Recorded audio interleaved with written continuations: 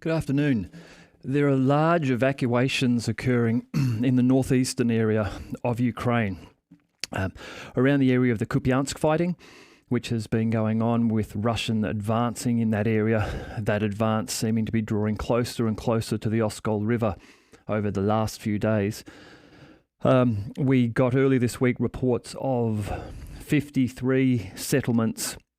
I now believe that may have increased to 68 settlements being evacuated around the Kupyansk area, and now reports of further evacuations north of this area. So if we just go to the map here, let's just zoom in a little bit on this Kharkiv region up here in the north. Now, this red line, as I've indicated before on this map, is a rough indication of the northern front line where the Russians have been having success pushing westwards. Up here, Kupyansk.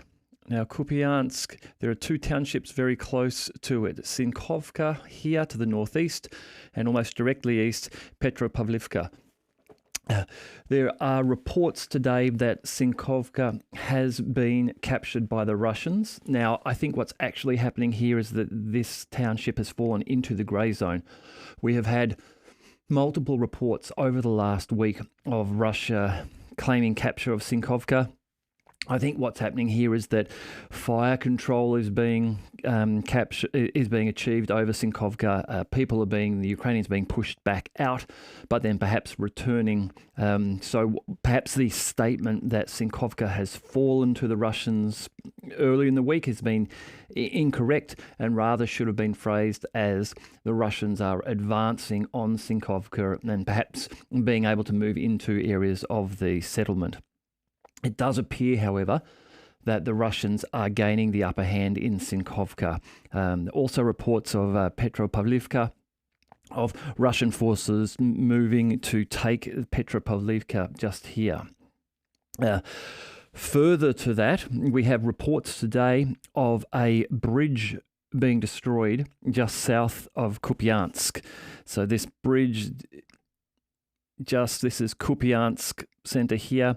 The bridge down around here has reportedly been destroyed over the Oskill River. There's video evidence purporting to be that bridge, and you can see shelling occurring on the bridge. Now, the question at this stage is, who has destroyed that bridge? Is it the Ukrainians have destroyed it in an attempt to stop the Russians from advancing across the Oskill easily? Should they reach that far?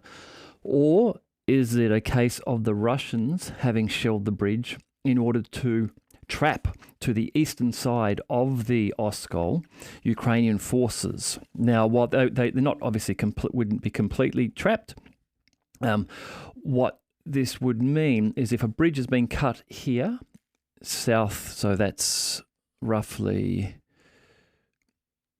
8.5 kilometres south of Kupyansk, the centre of Kupyansk. What that means is that for Ukrainian forces on the east of the Oskill River and between the Oskill River and this red line of the Russian advance, their resupply, now an evacuation, now becomes more challenging for them as they've lost a river crossing. They are forced to head down further south here to gain easy access across the Oskill River. So I can't be certain on this, but my feeling at this stage, this is probably more likely the Russians having shelled this bridge to make resupply difficult for the Ukrainians. The bridge itself isn't a large bridge, so this is a small bridge over a small area of the Oskill River, something which could be rapidly overcome and repaired or replaced by some sort of barge bridge by the Russians if they chose to advance beyond the Oskill. However, for the Ukrainians, given that it's being shelled, if it is being shelled by the Russians, it becomes problematic. Any sort of repair or use of it to try to get back across the river would be severely hindered by that shelling, and they will be forced to go south down to near Senkov to cross the Oskill River while they want to continue to resupply their troops in this area. So the Kupyansk region certainly becoming stressful, perhaps reaching the stage of becoming desperate, the defence of Kupyansk for Ukraine. The evacuations around this area here, reportedly of 11,000 people. I've seen reports that some of the administration of Kupyansk have evacuated the town. Now, I can't confirm that. There have also been reports of shelling on Kupyansk itself. Now, Sinkovka does appear as though the Russians either have control or are assuming control of Sinkovka here. The distance from Sinkovka to the centre of Kupyansk is only 8.5 kilometres. So you can see that Kupyansk is well under Russian artillery range at this stage. So these reports of some of the eastern areas being shelled, I think would make perfect sense as the Russians begin to look for Ukrainian positions in the east to be able to work their way further across. Now, what will happen with Kupyansk here is a question that we will see answered in the next few days or weeks, I would imagine, as the Oskill River forms a natural border for both sides. The Ukrainians may choose to retreat from the east, get back over the Oskill and use the Oskill as a natural defence line. The Russians also, once they make it to the Oskill, are likely to then roll down south to join up with forces coming up from Krasny Liman and the Kremenaya forest area, again using the natural border on their flank of the river to make their progress south from Kupyansk easier. So that was evacuations around the area of Kupyansk. However, there is reporting coming out that this area here, let me just draw a line so we can make this a little easier to see. This is along the Russian border on with the Russian oblast of Belgorod. Now this line here, let's just make it a color we can see, make it a bit wider. There we go. There are reports now of Ukrainian evacuations all along this line. From Bezmeno here, thereabouts on the border with the Belgorod region of Russia, to Detyana here in Ukraine. And if we zoom in a little here, you can see that this is the border. You can see that there is an initial line of settlements running along the southern side of the border here. Now, all of these settlements allegedly are being evacuated. I think what we're seeing here is two different reasons for evacuation. What's happening around Kupyansk here is that the Ukrainians are being pressured and there is a slow grinding advance from the Russians here. There have been reports of Ukrainian forces being pulled out of the Donetsk region and being sent up north to try and reinforce the line here. These evacuations are, I think, in preparation for a retreat or a withdrawal by the Ukrainians back to the Oskill.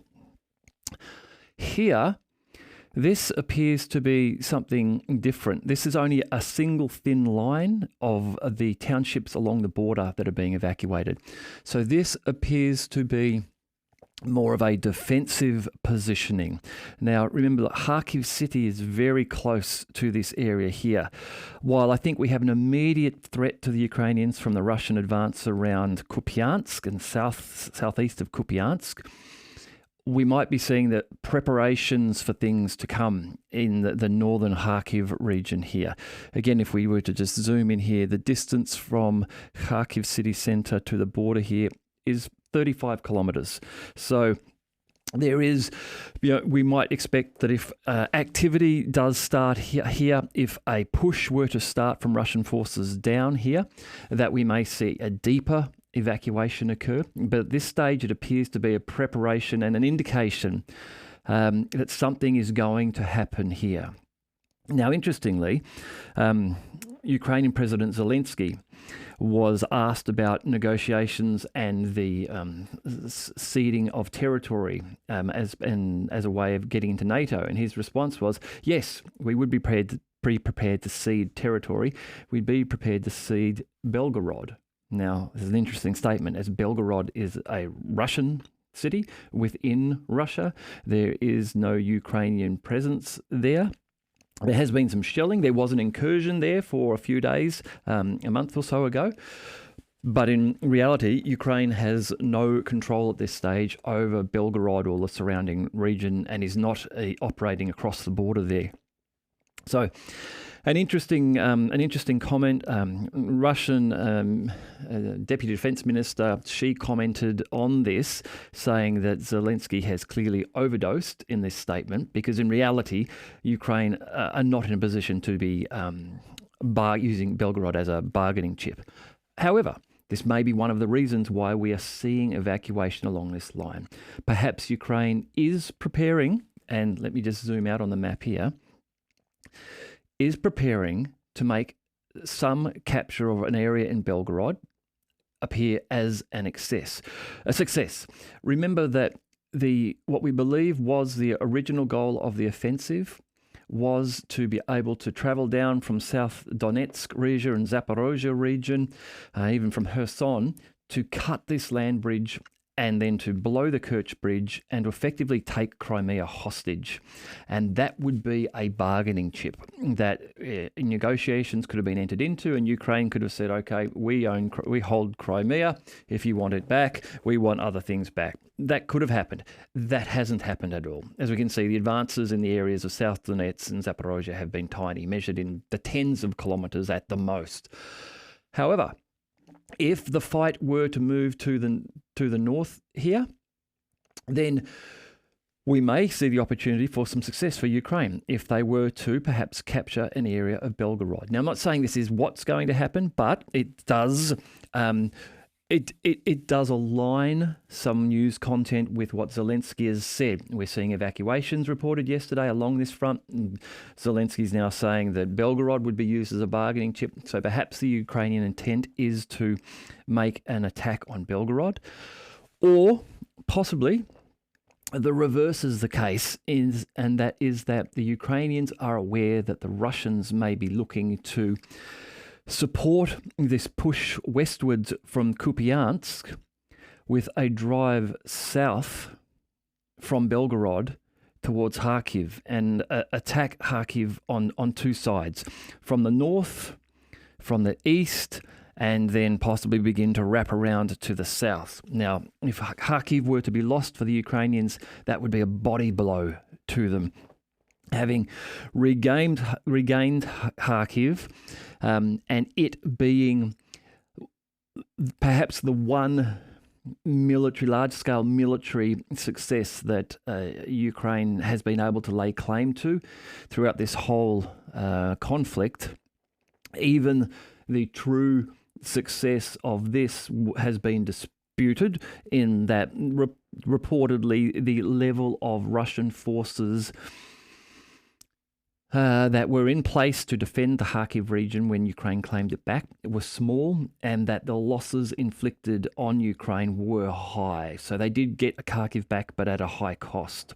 Now, if Russia is to push and take Kharkiv back in the coming weeks or months, again, I'm not saying this is happening, but if this were to happen, you can see how in terms of morale and PR and perhaps support for the conflict ongoing, that becomes a real challenge, becomes much harder.